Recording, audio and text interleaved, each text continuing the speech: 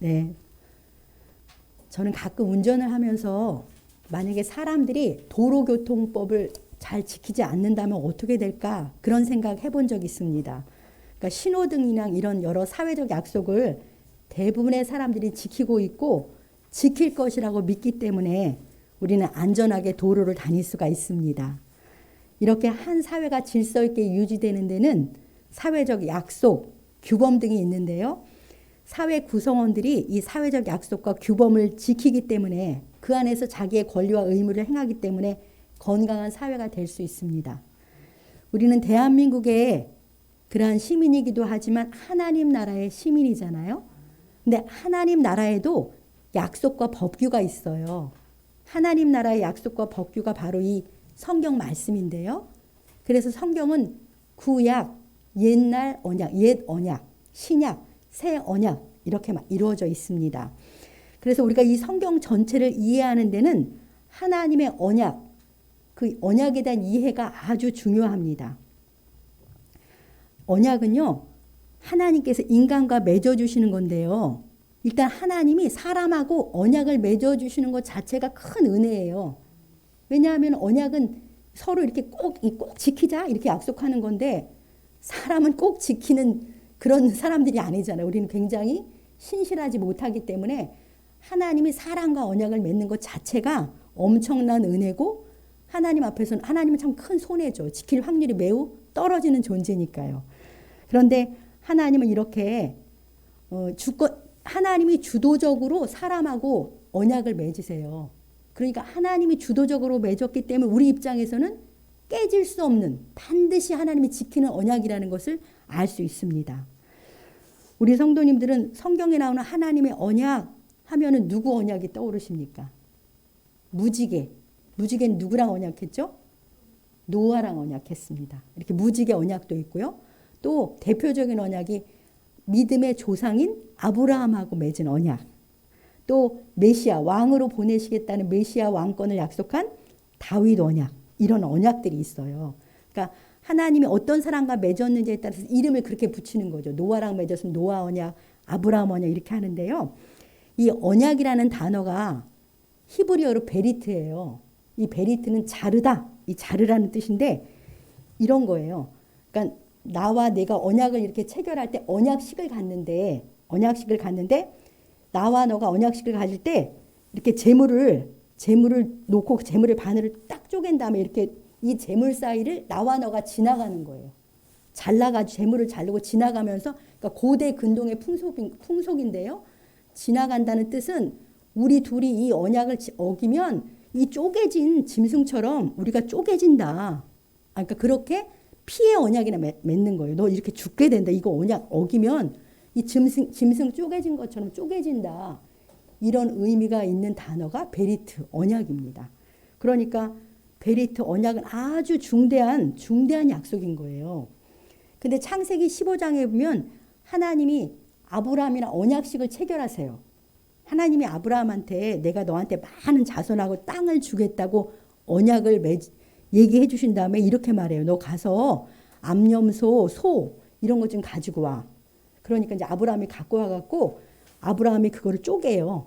암염소, 암소를 다 이렇게 반씩 쪼개 놓으니까 하나님이 타는 횃불 형태로 거기를 지나가세요. 그러니까 하나님이 아브라함하고 언약식을 체결했는데 특이한 게 뭐예요? 하나님이 혼자 지나가셨어요. 원래 언약 당사 아브라함이랑 하나님이 같이 지나가야 되는데 하나님이 그 쪼갠 고기 사이를 혼자 횃불 형태로 지나가신 거예요. 그러니까 독특하죠. 그만큼 하나님께서 맹세로 내가 이 언약 반드시 지켜주겠다. 이렇게 횃불 형태로 지나가신 게 하나님과 아브라함 사이의 언약식입니다. 그러니까 아브라함은 하나님의 부름을 받고 놀라운 언약을 받은 복의 사람이 바로 아브라함이에요. 근데 아브라함에게 약속하신 자손, 큰 민족과 땅, 이 땅에서부터 무슨 나라가 시작되냐면 하나님 나라가 시작된 거예요. 그리고 아브라함에게 하신 그 언약을 통해서 만민의 구원자 예수 그리스도가 아브라함의 자손으로 이 땅에 오신 것입니다. 그러니까 왜 고린도후서 1장 20절에 보면 하나님의 모든 약속은 예수 그리스도 안에서 성취된다. 예스가 된다 이런 말씀 제가 전한 적이 있잖아요. 그러니까 하나님의 이 모든 언약은 예수 그리스도 안에서 그래서 성취되는 거예요. 다 예수님 안에서. 이 시간에는 하나님하고 아브라함 사이에 맺은 언약 그 성취 과정을 보면서 우리가 하나님의 말씀을 듣기 원합니다. 오늘 설교 제목은 전능한 하나님의 영원한 언약이라는 제목인데요. 오늘 본문 제가 아까 읽었는데 여기 보면 아브라함의 99세 때에 여호와께서 아브라함에게 나타나서 그에게 이르시되 이러면서 아브라함의 나이를 밝히고 있어요. 99세가 어떤 때냐면 아브라함이 이삭을 100세에 얻었으니까 아들 낳기 바로 1년 전에 하나님이 나타나셨는데 또 이 17장 바로 앞에가 16장 마지막 절에도 또 아브라함의 나이가 나와요. 이렇게 써 있어요. 하갈이 아브라함에게 이스마엘을 낳았을 때 아브라함의 나이가 86세였더라. 그러니까 16장하고 17장 사이가 몇 년이 흐른 거예요? 13년이라는 세월이 흘렀다는 걸 알려주는 거예요. 그래서 시간적 공백이 13년이나 흐른 후에 이제 하나님이 나타나신 건데요. 하나님이 왜 아브라함에게 13년간이나 침묵하셨을까요? 왜 13년간이나 침묵하다가 이제 99세에 나타나셨을까요? 그 이유는 아브라함이 하나님의 그 언약을 기다리지 못하고요. 인간적인 방법을 써서 잘못했기 때문입니다. 그래서 하나님은 13년 동안 그에게 안 나타내 주셨어요. 그러니까 일종의 징벌인 거죠. 징벌로 13년 동안 하나님이 아브라함을 안 만나 주신 거예요. 우리가 아는 것처럼 아브라함이 75, 75세 됐을 때 하나님이 놀라운 언약을 주시잖아요. 내가 너로 큰 민족을 이루게 하시겠다. 이렇게 언약을 주고 아까 제가 말한 것처럼 그 언약이 확실하다고 언약식까지 다 하시면서 쪼갠 고개 사이로 하나님이 지나가시기까지 했잖아요. 그러나 처음 약속을 주신 뒤에 10년이 지나도 사라가 임신이 되질 않는 거예요. 75세에 약속했는데 85세가 돼도 임신이 안 되니까 아내 사라가 먼저 얘기해요. 더 이상 이거 나를 통해서는 도저히 자손이 나올 수 없는 것 같으니 내 몸종 하갈에게 들어가라. 그래가지고 하갈에게 들어가서 낳은 사람이 누구예요? 이스마엘을 낳은 거잖아요. 이스마엘을 낳았어요. 그러니까 안타깝게도 아브라함과 사라는 하나님 맹세까지 언약식까지 체결해 줘도 못 참고 약속을 끝까지 기다리는데 실패한 거예요. 이스마엘을 낳았다라는 것은 인간적인 방법으로 하나님의 언약을 경험하겠다. 내 힘으로 하나님의 언약을 경험해 보려고 한 것이죠. 그러한 아브라함의 행동에 대한 징계로서 13년 동안이나 하나님이 아브라함에게 안 나타내 주신 거예요. 13년 동안 아브라함이 얼마나 10년 못 기다려서 자기 방법을 썼는데 13년 동안 하나님이 침묵하니까 얼마나 아브라함이 힘들었겠습니까? 이렇게 하나님과 아브라함 사이에 있었던 이 사실을 통해서 주님이 우리에게 뭘 깨닫게 하세요? 하나님의 언약의 성취를 기다리는 데는 기다림의 골짜기라는 것이 지나가는 기다림의 골짜기가 반드시 있구나. 그런데 이 기다림의 골짜기를 지나가는 것은 누구에게나 아주 어렵구나. 이런 걸 배울 수 있습니다. 그러니까 믿음의 조상이라고 한 아브라함이 굉장히 믿음이 좋은 줄 알았더니 제대로 기다리지 못하고 큰 실패를 했잖아요. 이 기다림의 시간을 잘 견디는 것을 바로 믿음의 인내입니다. 믿음은 인내를 통해서 온전하게 됩니다. 그래서 약속이 더디 이루어지는 것 같은 기다림의 골짜기를 지나간다는 것은 누구나 어렵습니다. 아브라함이 인내하지 못하고 저지른 실패의 내용이 뭐냐면 하나님의 언약은 하나님의 때에 하나님의 방법으로 이루는 건데 그는 내 때에 내 방법으로 이루려고 한 그런 실패잖아요. 믿음이 연약한 우리도 하나님을 잘 기다리지 못합니다. 조급함으로 일을 저지를 때가 많이 있어요. 우리 특히 엄마들은 자녀를 키우는 데 있어서 부모가 참 실패하는 이유는 다 기다리지 못해서 그래요. 저도 정말 많이 그런 실패를 했는데요. 하나님이 친히 자녀를 축복하시고 인도하신다는 약속을 주셨는데도 우리는 그것을 기다리지 못해가지고 내 힘과 내 지혜, 내 뜻으로 자녀를 키우려다가 상황을 더 악화시킨다든지 자녀와의 관계마저 어렵게 하는 부모들이 많이 있습니다.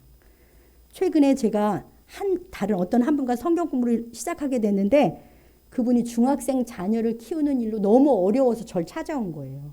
하나님께 피하려고 찾아온 건데요. 저는 그 시기를 먼저 지나온 엄마잖아요. 그래서 제가 이렇게 한 발짝 뒤로 물러서서 보면 그 엄마가 조금만 마음만 넓혀가지고 그냥 하나님께 맡기고 기다린다면 하나님이 잘 해줄 것 같은데, 자기도 편하고 자녀도 편할 것 같은데 그 엄마는 조급해가지고 그게 기다리는 게 정말 안 되는 거예요. 얘기해줘도. 그래서 그러니까 저도 마음이 범한 실수기 때문에 이해는 하는데 참 안타까운 마음이 듭니다. 근데 비단 자녀를 키우는 일뿐이겠습니까? 우리 삶의 여러 영역에서 선하신 하나님의 약속, 신실하신 하나님의 약속을 우리는 잘 기다리지 못합니다.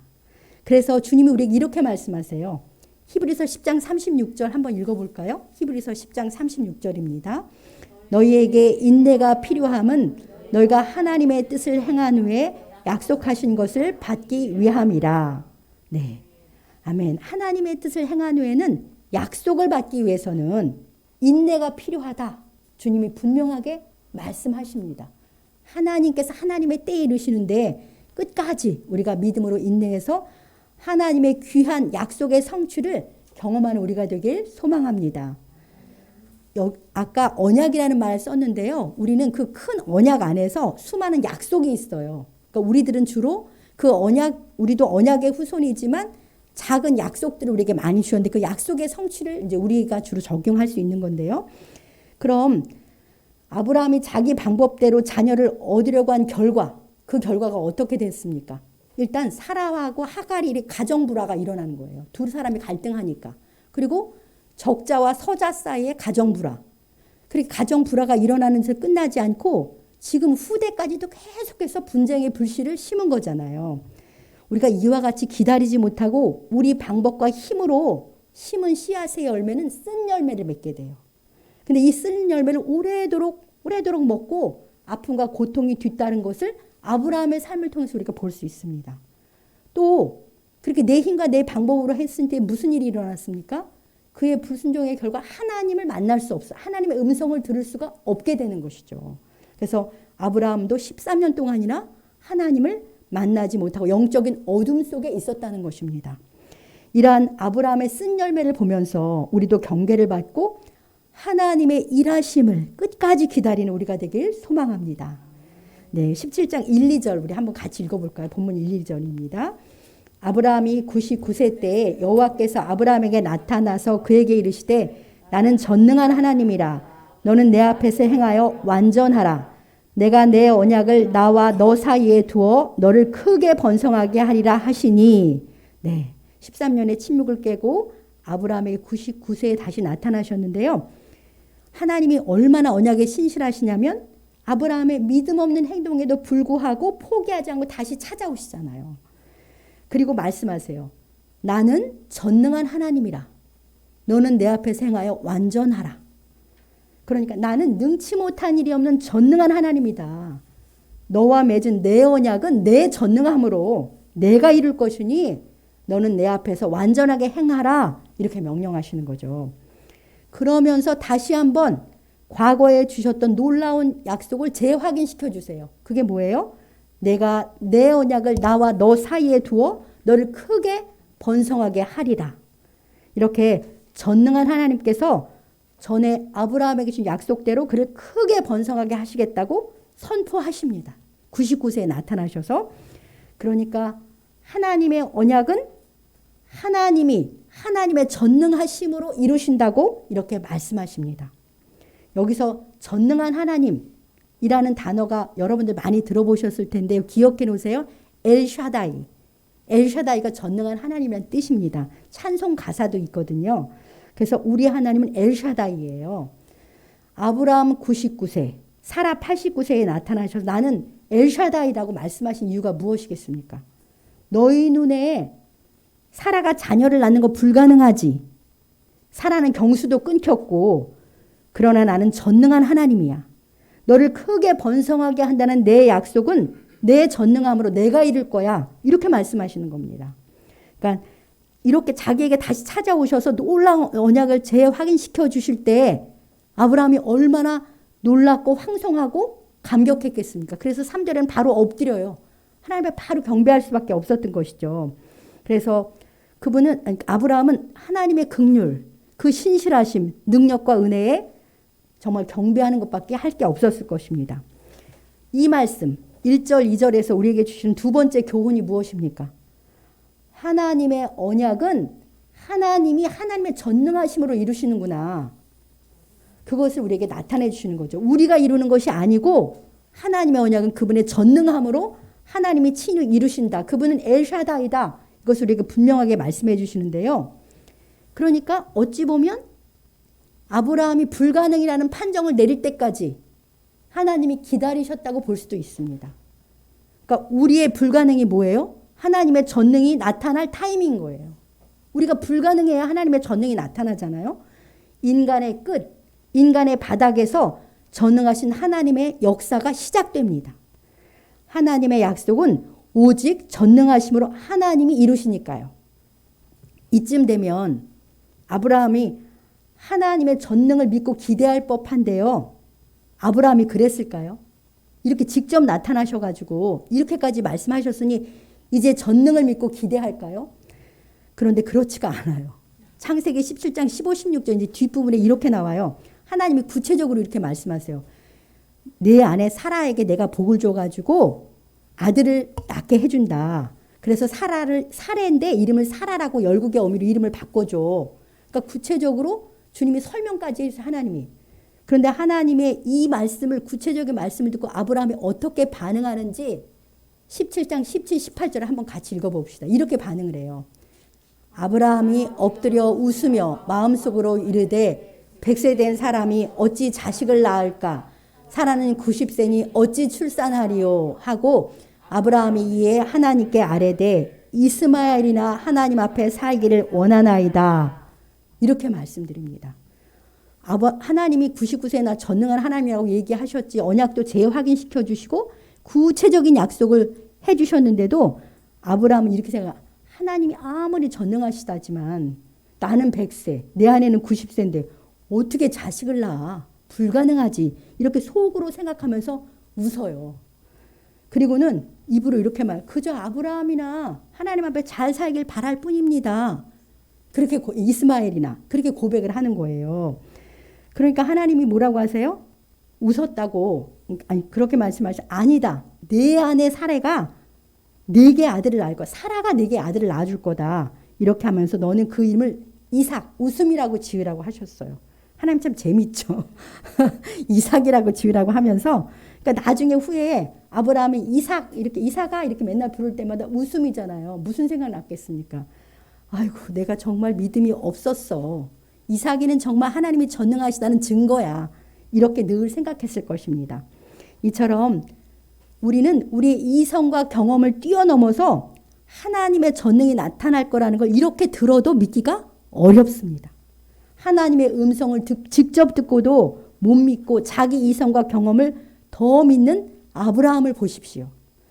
사랑하는 성도 여러분, 여러분들은 정말 엘샤다이, 전능한 하나님을 믿으십니까? 아멘. 인간적으로는 불가능해 보이는 것도 하나님이 원하시면 하나님의 전능하심으로 이루신다는 것을 믿으시기 바랍니다. 나의 바닥에서, 나의 끝에서 전능하신 하나님께서 일하기 시작하십니다. 하나님께서 내게 준 약속이 분명하긴 한데 내 눈으로 보기에 그것의 성취는 불가능해 보인다면 그것이야말로 하나님께서 그 전능하심으로 일하실 영역이고 일하실 때입니다. 우리 하나님은 엘샤다이이십니다. 우리 하나님은 전능한 하나님이십니다. 하나님께서 전능한 하나님으로 자신을 나타내길 아주 기뻐하세요. 그것을 통해서 영광을 받으십니다. 성경의 역사를 잘 돌아보세요. 다 전능한 하나님의 역사예요. 출애굽의 역사, 모세를 통한 완전 전능한 하나님의 역사잖아요. 어떻게 200만이 거기서 풀려날 수가 있겠습니까? 예수 그리스도의 부활도 전능한 하나님의 역사예요. 사울이 바울로 변화된 거 전능한 하나님의 역사입니다. 하나님께서 내가 하나님이다 라는 걸 나타낼 수 있는 최고가 무엇입니까? 바로 불가능을 가능케 하심으로 전능을 나타내시는 것입니다. 그래서 우리 하나님은 엘샤다이로 자신을 나타내기를 아주 기뻐하시는 분이십니다. 현재 여러분들의 삶에 하나님이 은혜 베풀어 주시고 약속해 주신 걸 성취하길 기다리지만 우리 눈으로 보기에 불가능해 보이는 것이 있습니까? 저도 있습니다. 전능한 하나님께서 친히 일하실 것을 믿고 기대하십시오. 주님은 전능을 나타내기를 기뻐하시는 줄 믿사오니 이 일을 주님이 이루셔서 영광을 나타내시옵소서. 이렇게 우리가 기도하기 원합니다. 엘샤다이를 믿고 인내하여 약속의 성취를 경험하는 우리 각 사람이 되길 소망합니다. 우리 하나님이 예레미야 32장 27절에서 이렇게 말씀하세요. 예레미야 32장 27절입니다. 나는 여호와여, 같이 읽읍시다. 나는 여호와여 모든 육체의 하나님이라. 내게 할 수 없는 일이 있겠느냐. 네, 옛날 버전에 내게 능치 못한 일이 있겠느냐, 이런 말씀인데요. 나는 여호와여 모든 육체의 하나님이라. 내게 능치 못한 일이 있겠느냐, 이렇게 하나님께서 선언하십니다. 그래서 우리는 엘샤다이 하나님을 믿고 그 하나님의 약속을 기대함으로 하나님께 영광 돌리는 우리가 되길 소망합니다. 그런데요, 27장 1절에서 엘샤다이라고 하시면서 뭐라고 하셨어요? 너는 내 앞에서 행하여 완전하라, 이런 명령도 하세요. 같이. 그러니까 아브라함이 하나님의 때를 기다리지 못하고 첩을 취해서 아들을 낳은 것에 대해서 책망 섞인 그런 거룩한 명령입니다.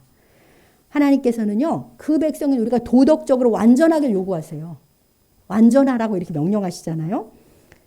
우리가 속한 나라가 빛과 의의 나라인 하나님의 나라인데 그 하나님 나라의 백성으로서 거룩한 하나님의 자녀로서 세상 사람들과는 다른 의로운 삶을 살라고 분명하게 명령하십니다. 우리가 하나님의 약속을 전능하심으로 성취해 준다는 것 굉장히 좋아하고 기뻐하지만 또 중요한 명령이 있다는 것, 우리가 완전한 삶을 살기를 요구하시나니 이 명령을 또 간과할 수가 없습니다. 하나님의 약속의 통로로 부름받아서 그 약속의 성취를 경험하려면 우리는 깨끗한 그릇이 되어야 하는 것이죠. 근데 우리가 완전할 수 없잖아요. 비록 완전할 수는 없지만 하나님이 우리에게 요구하시는 수준은 완전함인 것을 기억하고 그렇게 힘써야 하는 것입니다. 그런데도 부족해서 우리가 잘못했을 때, 범죄했을 때 어떻게 해야 되겠습니까? 정직하게 자신을 인정해야 돼요. 정직하게 하나님은 나의 부족을, 나의 죄를 인정하고 회개를 통해 정결함을 입고 늘 온전함을 우리가 유지해 가야 되는 것입니다. 하나님이 약속이 내 삶에 이루어진다는 것은 무슨 뜻이냐면 내가 그분의 뜻을 위해 쓰임받는다는 뜻과 같은 거예요. 그러니까 쓰임받는 건데 내가 도덕적으로 문제가 있으면 우리가 하나님께서 우리를 쓰실 수가 없어요. 하나님은 깨끗한 그릇을 사용하시기 때문입니다. 디모데후서 2장 20절 21절도 오늘 함께 같이 읽어보겠습니다. 디모데후서 2장 20절 21절입니다.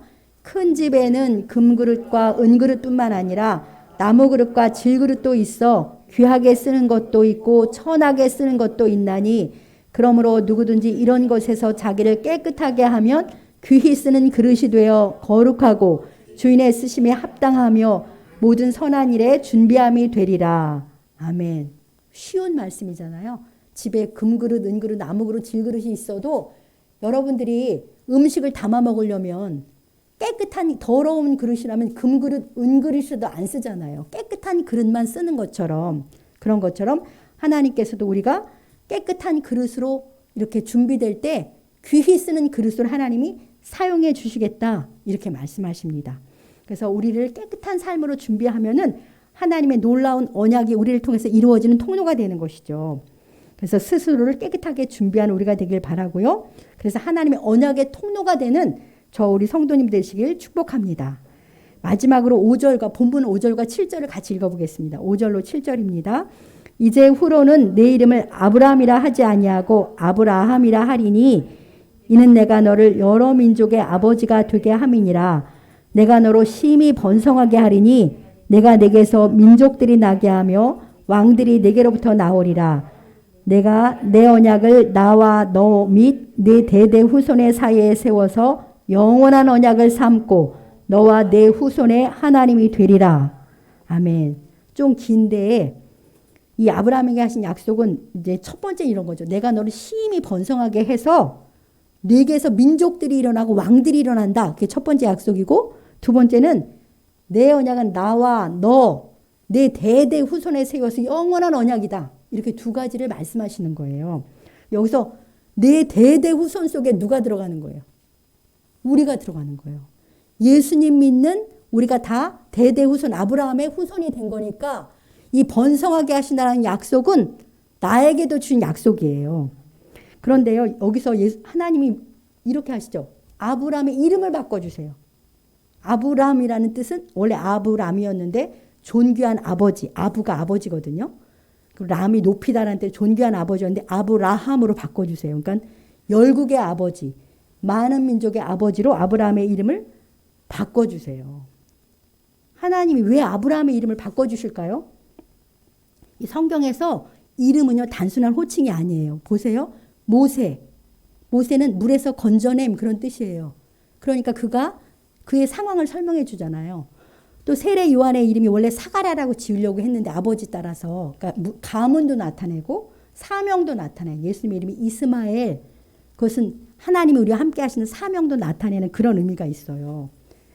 야곱의 이름이 이스라엘로 바뀌고 사울의 이름이 바울로 바뀌고 그렇게 이름이 바뀌면서 어떻게 됐습니까? 그들 생애의 큰 전환기를 맞이하는 것처럼 아브라함도 존귀한 아버지에서 열국의 아버지로 이름이 바뀌면서 그의 믿음의 삶에 큰 변화가 있게 하시는 것입니다. 생각해 보십시오. 이름이 바꿔져 갖고 하나님이 먼저 아브라함 이렇게 부른다는 열국의 아비야 이렇게 부르시는 거죠. 그리고 후에 사람들도 항상 아브라함, 열국의 아비야 이렇게 맨날 불러주니까 이 이야기를 들을 때마다 맞아. 나는 열국의 아비가 될 사람이야. 라고 하면서 자신의 정체성과 사명이 날마다 분명해지고 하나님의 영원한 언약이 그리고 사명이 마음에 새겨졌을 것입니다. 하나님께서는요, 아브라함의 믿음을 굳게 세워주시려고 이름까지 바꿔주세요. 믿음의 조상 아브라함도 이렇게 믿음의 성장 과정이 있었습니다. 믿음의 성장 과정이 있었는데요. 그의 믿음의 성장을 누가 도와주시는 거예요?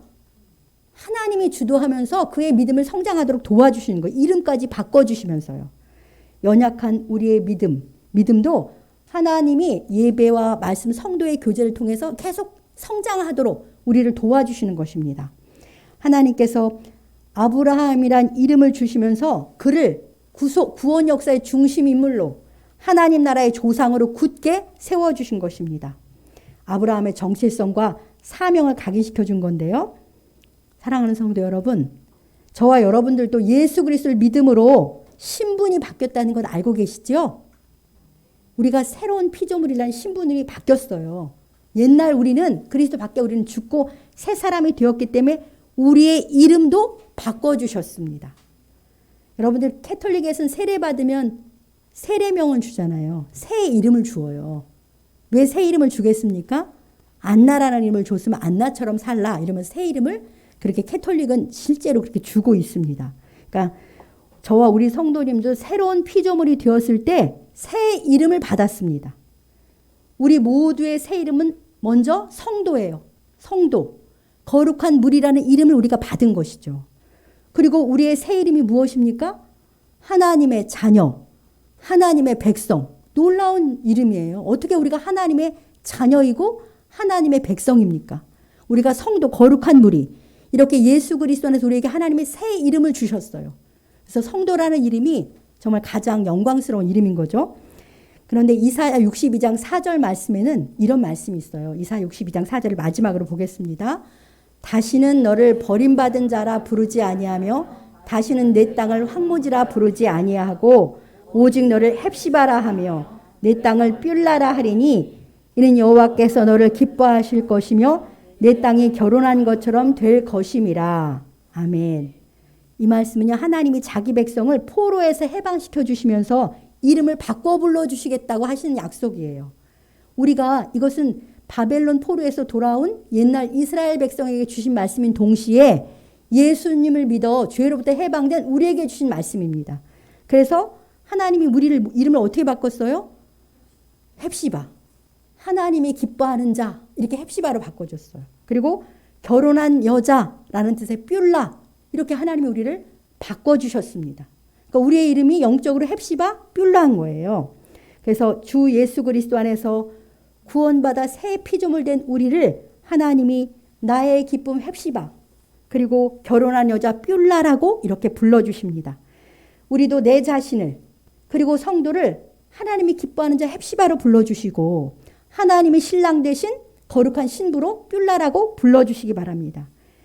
우리 주님께서 주신 새 이름이 우리의 정체성이고 사명이에요. 정체성이면 하나님을 기뻐하는 거죠. 하나님의 기쁨을 내가 입고 있으니까. 그리고 하나님이 나의 모든 것, 신랑 되셔서 모든 걸 공급해 주시니까 내가 뷸라라는 사실을, 그 정체성을 기억하고 그 사명에 맞게 사는 것입니다. 여러분들, 우리에게 주신 새 정체성과 사명의 핵심은 우리가 첫 번째 38장 찬송 부르잖아요. 예수님이 나의 왕이고 나의 주인이라는 것을 고백하면서 그분께 순종하며 살아가는 것이 우리의 정체성이고 사명입니다. 38장 부를 때마다 감격이 있잖아요. 주님이 나의 왕이십니다. 나의 주님이십니다. 고백하는 것처럼. 그래서 우리를 통해서 하나님의 구원 역사가 계속해서 이루어져 가는 거예요. 아브라함의 후손된 우리를 통해서도 오늘날 구원 역사가 계속해서 이루어져 가고, 하나님 나라를 우리를 통해서 우리가 누리고, 하나님과 관계 속에 누리고 세워가는 것입니다.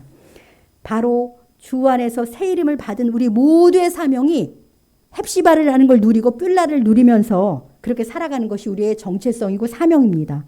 저와 우리 성도님들이 주 예수님 안에서 내게 주신 하나님의 영원한 약속을 굳게 믿고 새 이름으로 살아가시길 주님의 이름으로 간절히 축복합니다.